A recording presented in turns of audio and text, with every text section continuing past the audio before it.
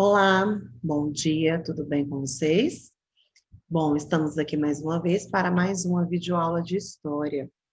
Na aula passada de história, nós estávamos falando aí, demos início aí à unidade 10, que vem falando sobre a cidadania no Brasil. Quais foram os caminhos percorridos, as dificuldades, como que surgiu esse conceito, né, de cidadania, a gente já viu lá atrás. Agora nós estamos falando especificamente de como aconteceu no Brasil. Como foi a construção dessa cidadania? Será que no início eram para todos? Todos tinham direitos iguais, né? Então, tudo isso nós falamos na aula anterior. Falamos como foi os caminhos percorridos por essa cidadania no Brasil. Falamos também sobre a cidadania, as eleições no Brasil colônia, como que acontecia. A gente viu que não eram todos que tinham direito à participação política, né? Falamos sobre como funcionava essa questão dessa política nessa época, como as pessoas agiam, o porquê que tinha essa diferença entre essas questões aí de uns poderem mais e outros menos.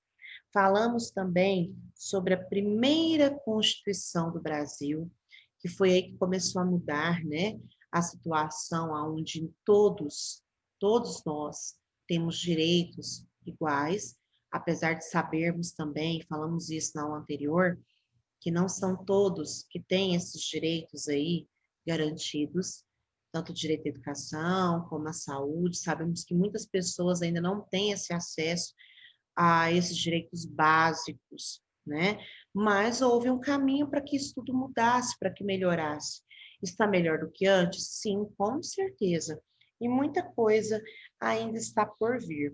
Vimos as revoltas que aconteceram nesse período aí do Brasil colônia, do período regencial, que foram revoltas que existiram devido à vontade de ter direitos iguais, devido à vontade ali de buscar ter uma igualdade, ou buscar ali por ter uma vida social que condizia com a realidade de muitas pessoas, né?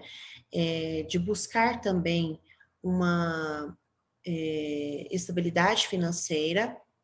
Tudo isso fez parte para que as pessoas buscassem os seus direitos e para que essa Constituição existisse. Na aula passada, nós falamos que a Constituição é a lei maior de um país. Ela é um livro que contém artigos, né, que tem os nossos direitos e também os nossos deveres, e é a lei maior de um país. Então, nós vamos continuar hoje contando essa trajetória. Depois dessas revoltas que aconteceram, o que passou a acontecer no Brasil, né? Então, agora nós vamos falar sobre esse assunto.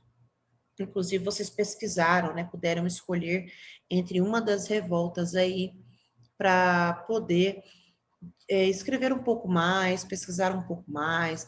Nós tivemos revolta da Farroupilha, cabanagem, a balaiada, revolta da Sabinada. Então, nós tivemos várias revoltas aí que fizeram parte dessa construção, desse conceito de cidadania, na busca por nossos direitos e nossos deveres também, tá? Porque nós também não temos só direitos, temos deveres, devemos fazer de tudo para cumprir com esses deveres.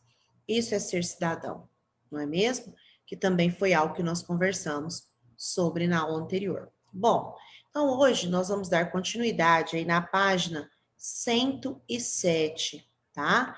Nós vamos começar aí nessa página 107, falando sobre o segundo reinado e o fim da monarquia no Brasil. Logo depois dessas revoltas, houve o fim do segundo reinado e o fim da monarquia no Brasil. Então, ou seja, acabou aquele poder centralizado, a questão do império, né?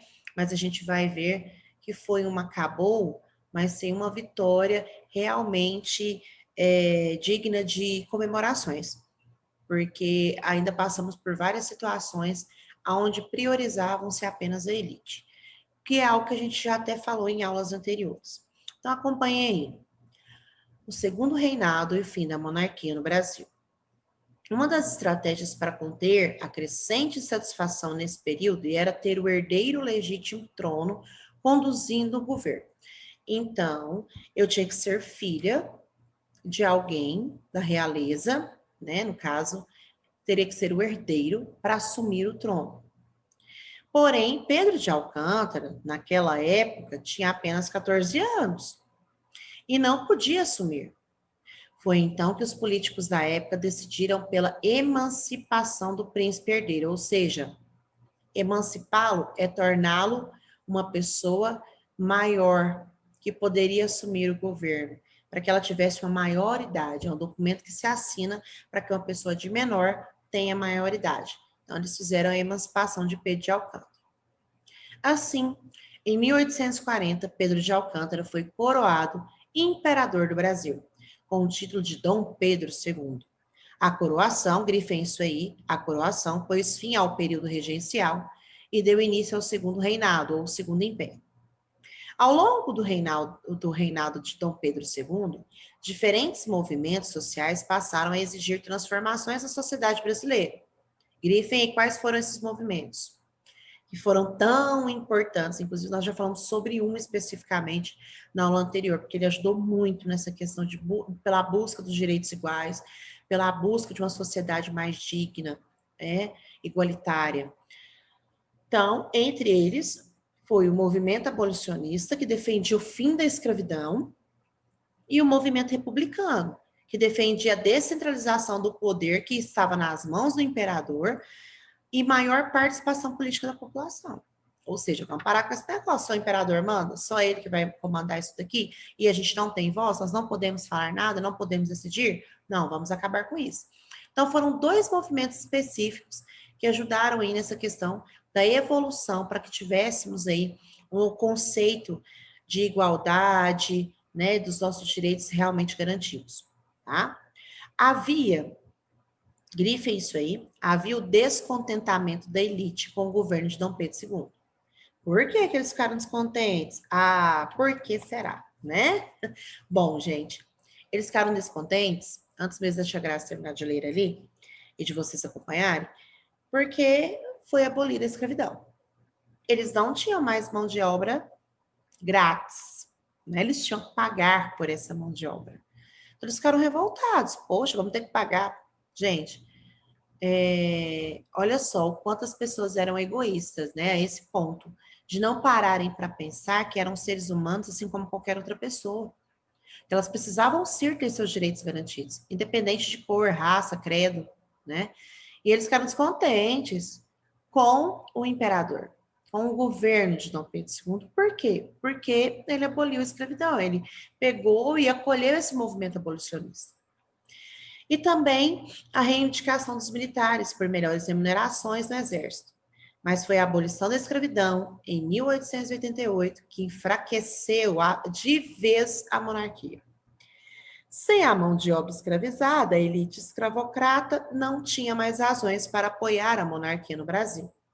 E um ano depois, em 1889, foi proclamada a República no Brasil. Então, teve todo esse movimento, eles não queriam mais esse poder só na mão do imperador, ficaram revoltados por conta dessa questão desse movimento abolicionista, eles não tinham mais a mão de obra grátis, como eles tinham antes, tinham agora a questão da abolição da escravidão, então agora eles tinham que se virar. Aí eles ficaram revoltados e buscaram, então, tirar esse poder da mão do imperador. Foi quando foi proclamada a República no Brasil. Número 2. A partir de 1850, alguns movimentos começaram a ganhar força no Brasil e, com a crescente insatisfação em relação ao governo imperial, enfraqueceram a monarquia. Identifique as características desses movimentos, ou seja, o que foi o movimento abolicionista? Sabemos que foi um movimento realizado para que acabasse com a escravidão. E o movimento republicano? Foi aquele movimento aonde tinham que tirar ali o poder das mãos do imperador e que o povo começasse a também fazer parte das decisões do governo, né? Esse também foi o movimento republicano. Então, aí é para vocês escreverem o que foi cada um desses movimentos. A proclamação da República em 1889. A partir da insatisfação geral com o governo imperial, os militares liderados pelos marechais Deodoro da Fonseca e Floriano Peixoto e pelo militar Benjamin Constant, tomaram o poder e proclamaram a República no Brasil em 15 de novembro de 1889. Então, grifem essa informação. Quem foram os responsáveis por essa proclamação da República? Marechal Deodoro da Fonseca, Floriano Peixoto e o militar Benjamin Constant, ok? Eles também estavam insatisfeitos, né? Queriam salários melhores. Então, já vamos fazer a revolução, porque como era militar, era mais fácil em resolver a situação. Assim como ocorreu com a independência do Brasil em 1822, a proclamação da República não contou com a participação popular. E muitos ficaram sabendo da implantação da República após o ocorrido. Olha só. Assim que implantaram a República no Brasil, grifem isso aí, os militares formaram um governo provisório, que tinha Deodoro da Fonseca como presidente e Floriano Peixoto como vice-presidente. Ou seja, tiramos o imperador, proclamamos a República, mas foi para o povo? Não. Foi para o próprio interesse deles, dos militares. Até que eles criaram um governo provisório, colocando um militar para tomar conta aí desse governo. Aí nós temos aí agora a primeira Constituição Republicana. O governo provisório se estendeu até 1891. Nesse mesmo ano, foi elaborada uma nova Constituição, ou seja, o primeiro conjunto de leis do período republicano. A Constituição, grifem isso aí, de 1891, extinguiu o poder moderador e estabeleceu o presidencialismo no Brasil. Assim, os membros do Poder Executivo passaram a ser eleitos pelo povo. Então, existiu o voto, né? A gente vai ver que esse voto não era um voto igual é hoje. Muitas pessoas, inclusive, passavam por situações constrangedoras para poder votar, porque eram obrigadas a votar em quem o coronel mandasse. Se não votasse, aí eles eram punidos de alguma forma. Nós vamos ver isso daí, tá? Então, com as novas eleições, o período de 1891 a 1930 ficou conhecido como Primeira República, tá bom? A nova Constituição ainda determinou que o Estado seria laico, ou seja, separado da Igreja. Além disso, as províncias passaram a ser chamadas de estados. Já o acesso à cidadania continuou restrito aos que atendiam às limitações impostas pela Constituição. Grifem isso aí. Apenas homens alfabetizados e maiores de 21 anos tinham direito ao voto. Ou seja, naquela época, né, ainda não eram todas as pessoas que tinham esse direito. O papel de cidadão, exercer a cidadania, era para poucos. Mas, gente, isso daí foi preciso acontecer para que chegássemos até nos dias que estamos hoje. Estamos falando sobre os caminhos que foram percorridos para que a gente tivesse esses direitos garantidos como temos hoje. E ainda temos muito pela frente, porque por mais que a gente tenha, sabemos que tem muitas pessoas ainda que precisam ter os seus direitos aí garantidos, que não têm, né? Então, quando começou aí que tinha que votar, que agora era o povo que escolhia, qualquer um podia? Não. Apenas homens alfabetizados e maiores de 21 anos, tá? Ok? Continuando aí então, meus amores, dessa forma ficavam excluídos os analfabetos, as mulheres, os mendigos, os militares e os religiosos. Não podiam votar, tá bom? Além da exclusão da maior parte da população brasileira nas eleições, a pequena parcela da população votante ainda sofria com as ações dos chamados coronéis, ou seja, fazendeiros que exerciam grande poder político na região onde viviam, interferindo diretamente na política para atender aos seus interesses. Esses fazendeiros, grifem isso aí, formavam em cada estado brasileiro as chamadas oligarquias. O que é isso? É uma forma de governo em que o poder político está concentrado nas mãos de um pequeno grupo. Por exemplo, por mais que a cidade ele tenha vários habitantes, mas tem um pequeno grupo ali, uma elite que manda na cidade. Então, isso é chamado de oligarquia, tá bom? Então, agora nós vamos ver aquilo que a Tia Graça falou, né? Esses coronéis tinham uma grande influência na cidade, e aí, por esse motivo, eles comandavam, mandavam e desmandavam no momento das eleições. A forte oposição das oligarquias, especialmente as de São Paulo e Minas Gerais, que eram os estados mais ricos do Brasil na época, tá? Na época, levaram o Marechal Deodoro da Fonseca a renunciar à presidência. Ou seja, era tanta pressão que eles faziam, porque eles tinham poder, eles podiam, então o Marechal Deodoro da Fonseca sofreu tanta pressão que renunciou. Quem assumiu, então, foi seu vice, Floriano Peixoto, que governou o Brasil até as primeiras eleições presidenciais pelo voto direto em 1894. Com a realização da primeira eleição presidencialista, o eleito foi Prudente Moraes. Então, veio Deodoro da Fonseca, depois Floriano Peixoto, e agora a gente já tem Prudente Moraes, tá? Um cafeicultor paulista, membro da oligarquia de São Paulo. A vitória de Prudente Moraes refletia como seriam as eleições durante os primeiros anos da República. Como que seriam? Grifem isso aí. Votações marcadas por fraudes para atender aos interesses das oligarquias que agiam por meio dos coronéis. Em grande parte isso acontecia porque o voto era aberto, ou seja, não era secreto. Qualquer um podia saber quem você votava. E aí existia aquele voto de cabresto que nós vamos falar agora. Os capangas, os coronéis, iam junto com a pessoa para ver se ela realmente estava votando em quem ele mandou. Porque se ele não estivesse votando, ele sofreria retaliações, né? Ameaças e outras coisas mais. Porque quando era na época das eleições, os coronéis chegavam lá na casa dessa pessoa e falavam assim: é para você votar em mim. Em troca, eu te dou remédio, eu te dou dinheiro, eu te dou alguma coisa, mas é para você votar. E aí ele mandava os capangas para ir junto para ver se a pessoa realmente estava votando.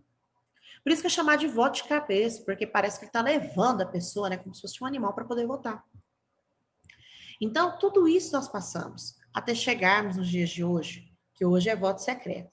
Então, por isso nós estamos vendo tudo isso. Como foram esses caminhos para chegarmos efetivamente com os nossos direitos e deveres sendo aí colocados em prática, apesar de ainda termos alguns caminhos aí para percorrer. Olha só, grifem isso aí, gente. O eleitor dirigia-se até o local onde ocorriam as eleições, tá?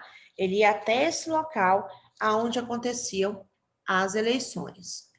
Ele dizia o nome do candidato em voz alta para o mesário, que registrava em uma cédula e depositava em uma urna. Isso deixava o eleitor exposto e o colocava sob todo tipo de ameaça, como a demissão do trabalho nas fazendas e até mesmo a violência física.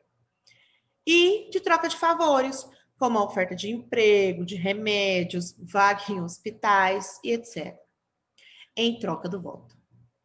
Por causa dessas ações dos coronéis, a prática eleitoral desse período ficou conhecida como voto de cabresto. Então, o que é esse voto de cabresto?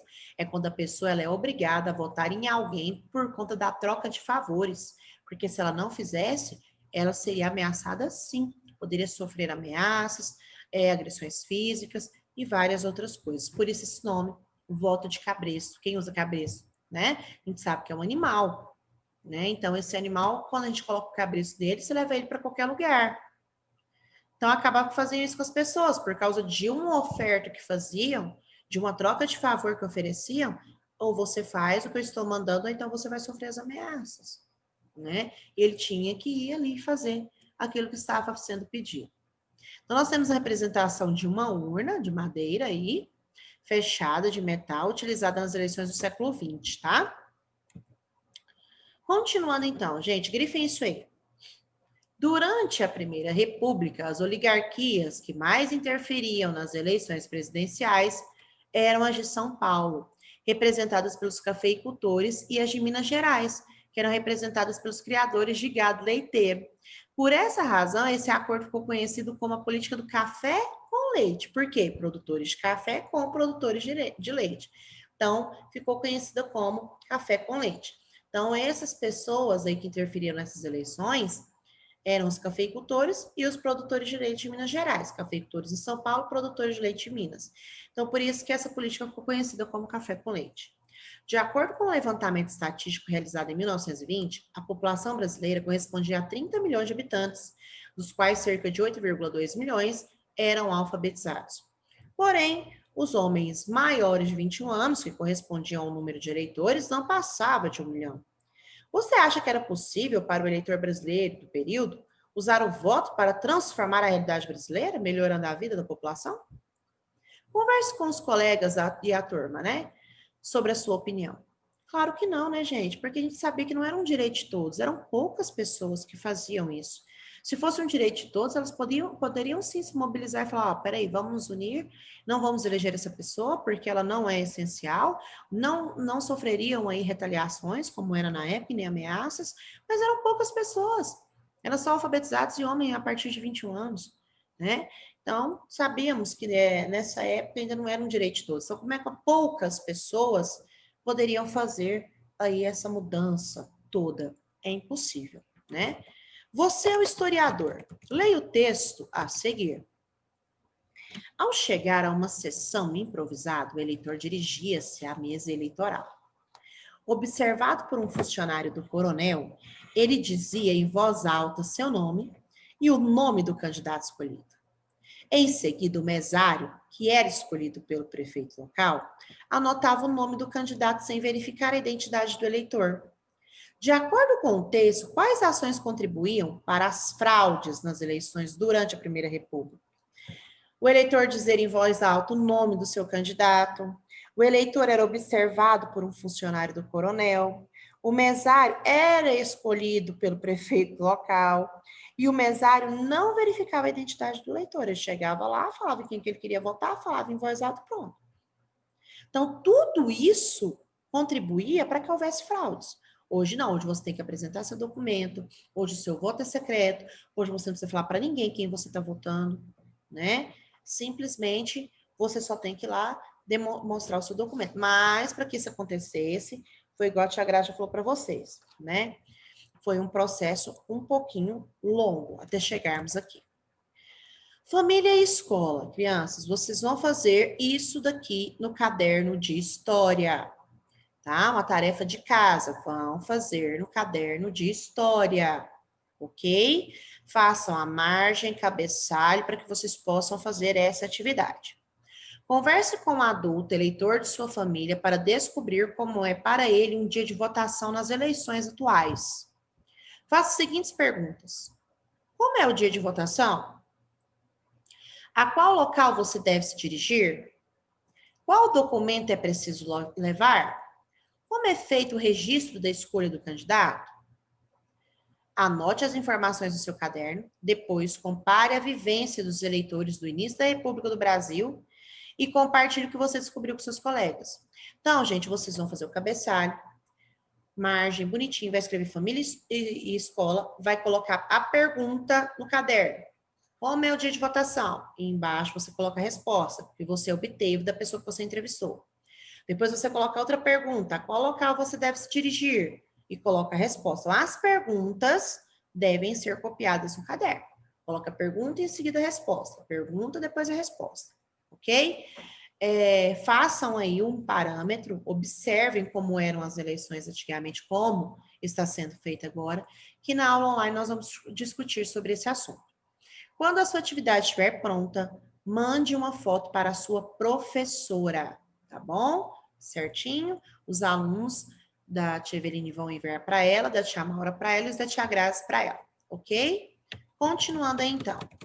Getúlio Vargas e a Constituição de 1934. Agora nós já vamos falar sobre outro presidente que o nosso país teve, tá? A política do café com leite, além de não contribuir para a melhoria de vida da população brasileira, também desagradava outras oligarquias do país. Aí, mas como é que elas vão contribuir para a melhoria de vida da população? Eles não estavam preocupados com isso, eles estavam preocupados com a elite, a classe deles, com os cafeicultores e com os produtores de leite. Com o restante, eles não estavam preocupados. Antigamente tinha muito isso. Cada um defendia seu próprio interesse. Foi então que, em 1930, grifem aí, o ano de novas eleições presidenciais, oligarquias lideradas por Getúlio Vargas tiraram o presidente em exercício, o paulista Washington Luiz, e tomaram o poder. Getúlio Vargas cancelou a Constituição de 1891 e passou a governar por meio de decretos. Decretos, gente, são documentos, leis impostas sem a participação popular. Só mesmo quem está governando que faz os decretos e pronto, tá? Não precisa da votação de ninguém, não precisa da aprovação de ninguém. É um decreto, é uma lei imposta pelo chefe do Poder Executivo sem a participação popular.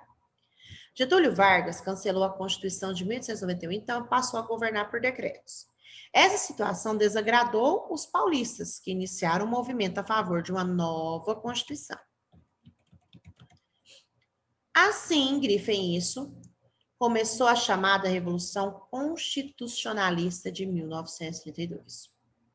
Um conflito armado entre os paulistas e as tropas do governo de Getúlio Vargas.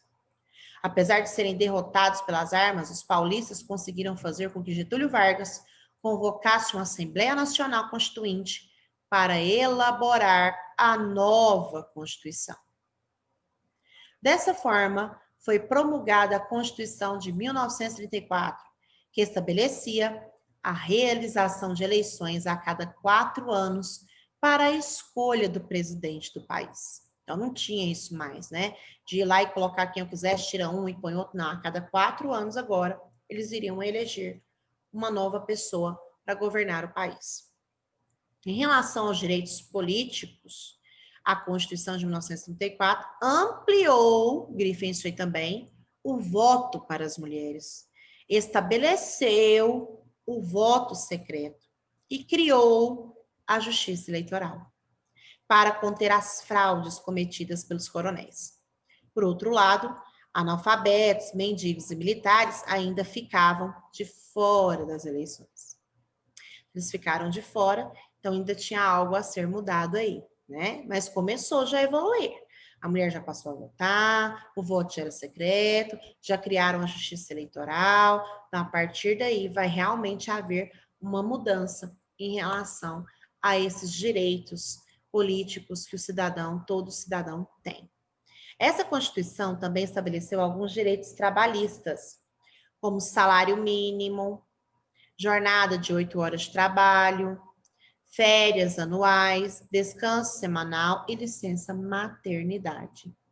Então, gente, essa Constituição de 1932 foi a Constituição feita que realmente começou a trazer uma mudança significativa para o nosso país em relação aos nossos direitos e deveres e também ao conceito real de cidadania. Então, aí começou a ter uns passinhos mais avançados em relação a isso, a termos realmente os nossos direitos aí modificados e garantidos. Bom, galerinha, hoje nós vamos parando por aqui. Na próxima aula a gente continua falando sobre o novo Estado e esses caminhos aí da Constituição, do nosso conceito de cidadania, né, de como chegamos ao momento em que estamos vivendo hoje, de democracia, tá bom? Um beijo para vocês, então, e até a próxima aula.